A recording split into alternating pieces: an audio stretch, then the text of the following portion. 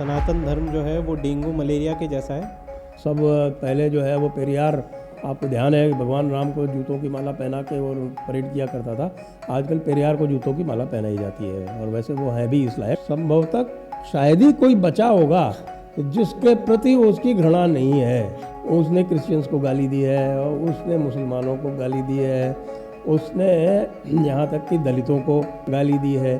तो जब अंबेडकर की राइटिंग बताते हैं तो वो इस्लाम पे बात नहीं करते कि अंबेडकर के इस्लाम पे क्या व्यूज़ थे। अंबेडकर के इस्लाम क्रिश्चियनिटी भी सब पे व्यू है, तो वो तो बात करेंगे नहीं ना।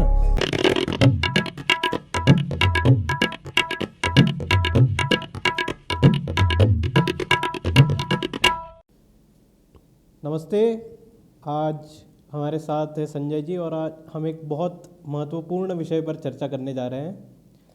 तो संजय जी, कल उदयनिधि स्टालिन ने एक वक्तव्य किया कि सनातन धर्म जो है वो डेंगू मलेरिया के जैसा है और उसे हमें ना केवल बस विरोध करना चाहिए बल्कि उसे समूल नष्ट कर देना चाहिए। और उसके लिए उन्होंने जो कारण बताया वो ये है कि सनातन धर्म क्योंकि चेंज नहीं कर सकते तो इसलिए हमें उसको नष्ट करना चाहिए। तो जैसे हमारी बात की परंपरा रही है, हम शत्रु को भी पहले समझते हैं कि उनका क्या मत है। तो जैसे हम अगर कंपेयर करें सनातन धर्म और क्रिश्चियनिटी जो स्टालिन फॉलो करते हैं, तो अगर हम ये दो धर्म को देखें या अब्राहमिक फेथ वर्सेस सनातन धर्म को देखें, तो इसमें आपको क्या लगता है कौन सा धर्म ज़्यादा रिजिड है? देखिए, सबसे पहली बात तो इसमें ये मैं कहूँगा कि जो स्टालिन की आप बात कर रहे हैं कि वो क्रिश्चियनिटी को फॉलो करते हैं, तो ये तो बात सही है कि स्टालिन बिल्कुल रिजिड नहीं है। वो समय समय पर परिवर्तन करते रहते हैं। वो कभी एथीस्ट हो जाते हैं और कभी वो हो जाते हैं क्रिश्चियन। और वैसे उनकी माताजी, उनकी दादी जी और उनकी बहन और उनकी बहन के पति बहनोई, ये सारे के सारे जो हैं वो लगातार आपको मंदिरों में दिख जाएंगे। तो इनकी जो कही हुई बात है वो कितनी सीरियस है ये भी मैं नहीं जानता, क्योंकि ये एक रिटन टेक्स्ट से पढ़ रहे थे।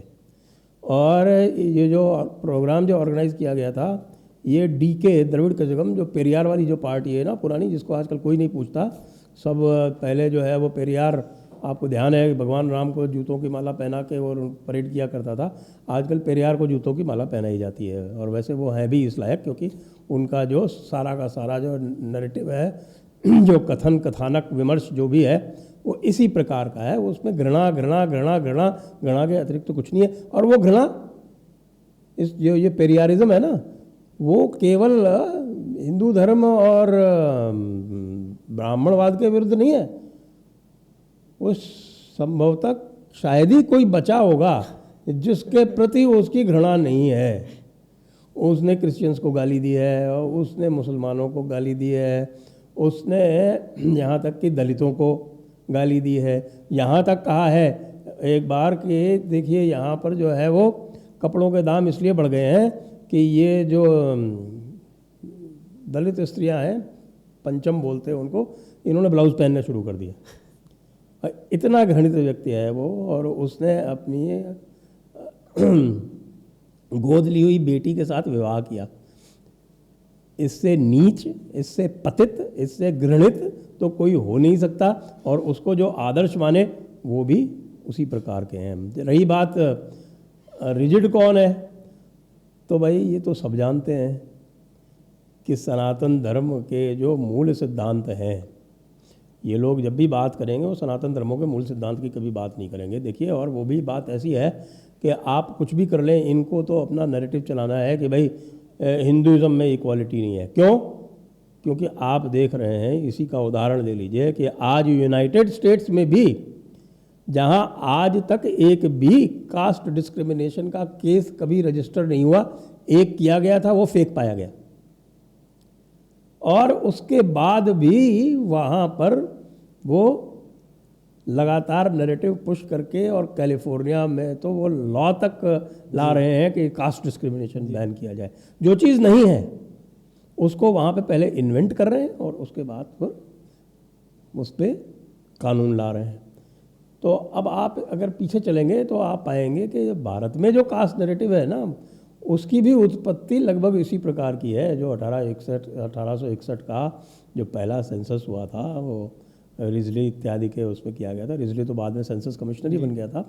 और 1901 का जो सेंसस है, फेमस सेंसस, जिसमें उसने पूरी तरह से आर्य आक्रमण सिद्धांत, आर्यन इन्वेजन थियरी को प्रूव करने का प्रयास किया था, और बाद में डॉक्टर अंबेडकर तक ने उसकी खिल्ली उड़ाई थी। और उसने कहा भी था कि मुझे पता ही नहीं कि कौन सी जाति कौन से वर्ण में है, तो हमने किसी को भी कोई भी असाइन बिल्कुल फिक्स किया हो। सबसे पहले यदि वर्णों में जाति की फिक्सिंग हुई है वो अंग्रेज़ों ने की है जी। नहीं तो आप पूरे इतिहास में देख लीजिए, भारत के जातियां जो हैं वो वर्ण परिवर्तित करती रही हैं। जी जी। जैसे कोई जाति कहीं पे अगर शूद्र है तो कहीं पे वैश्य है, तो वो जैसे उनका प्रोफेशन चेंज होता था वहाँ पे, तो वो अपना वर्ण चेंज कर लेते थे। ऐसा रिजिड नहीं था कि यादव है तो इसी में रहेंगे या ये है तो इसी में रहेंगे। वो जैसे चेंज करते थे लोकेलिटी, अपना प्रोफेशन चेंज करते थे, तो उनका वर्ण भी चेंज होता था। अब आप यादवों का एक उदाहरण ले लीजिए। यादव जो है ये यदुवंशी क्षत्रिय हुआ करते थे, और आजकल अपने आप को बहुत गौरव से पिछड़ा कहलाना पसंद करते हैं। अब इन्होंने पूरे भारतवर्ष में राज्य किया है।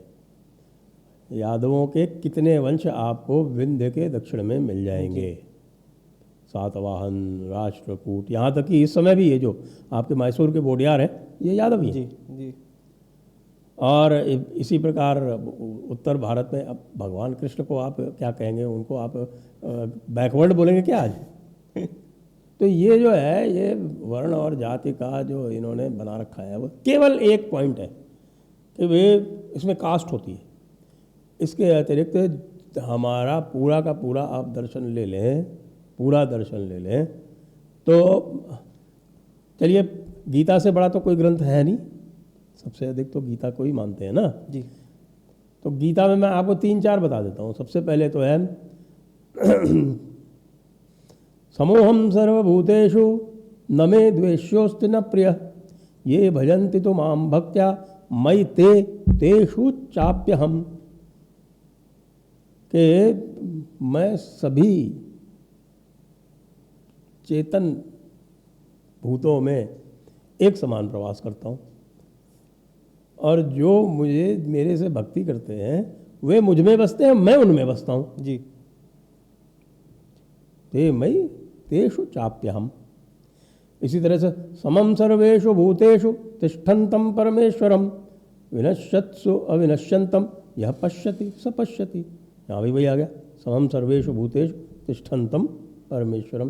परमेश्वर जो है सभी लिविंग बीइंग्स में समान रूप से प्रवास करता है। Living and non living. वैसे लिविंग और नॉन लिविंग, जब सर्वेषु भूतेषु है तो लिविंग जड़ चेतन सब आ गया उसके अंदर। और एक ये है ना, क्या आपके सनातन धर्म को लांछित करने के लिए इस तरह से बात करते हैं। अब जरा उदाहरण ले लें, आपने जो पहला प्रश्न पूछा था, क्या आपने क्रिश्चियनिटी की बात की और आपने इस्लाम की बात की जी। केवल एक बात आप देख लीजिए कि क्रिश्चियनिटी और इस्लाम में बिलीवर और नॉन बिलीवर में क्या भेद किया जाता है। बिलीवर में भी अशराफ अलग है, अजलाफ अलग है। ये तो इस्लाम की बात होगी, पर क्रिश्चियनिटी की बात कर रहा हूँ। क्रिश्चियनिटी में भी अगर कोई नॉन बिलीवर जो है वो कुछ भी कर ले, मजाक हुआ करता था ना, पूछते थे पादरियों से, ये बताइए महात्मा गांधी जो है वो आपके हेवन गए या हेल गए, तो वो कह नहीं पाते थे। तो कैसे कह सकते हैं कि हेवन गए, जाना तो उनको हेल ही पड़ेगा। तो एक होती है मॉर्मन्स, एक इनकी एक सेक्ट है। मॉर्मन्स ने क्या किया कि इस प्रश्न से बचने के लिए उन्होंने एक नया सिद्धांत निकाला। और नया सिद्धांत निकाला कि वो मरे हुए का भी बपतिस्मा करना शुरू कर दिया उन्होंने, और उन्होंने गांधी जी को बैप्टाइज कर दिया 1996 में। यानी उनके मरने के 48 साल बाद। अब आप अगर मॉर्मन से पूछोगे कि हाँ हाँ he has gone to heaven now क्योंकि वी बैप्टाइज्ड।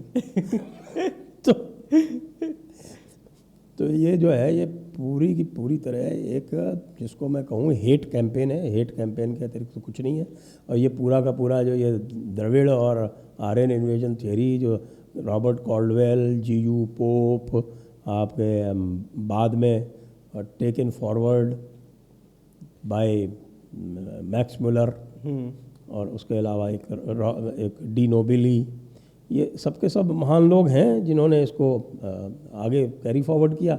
बाद में इसको ये पेरियार ने कर लिया, और उसके बाद उनके जो है ये थाती जो है वो ये आपकी द्रविडियन पार्टीज़ ने उठा ली।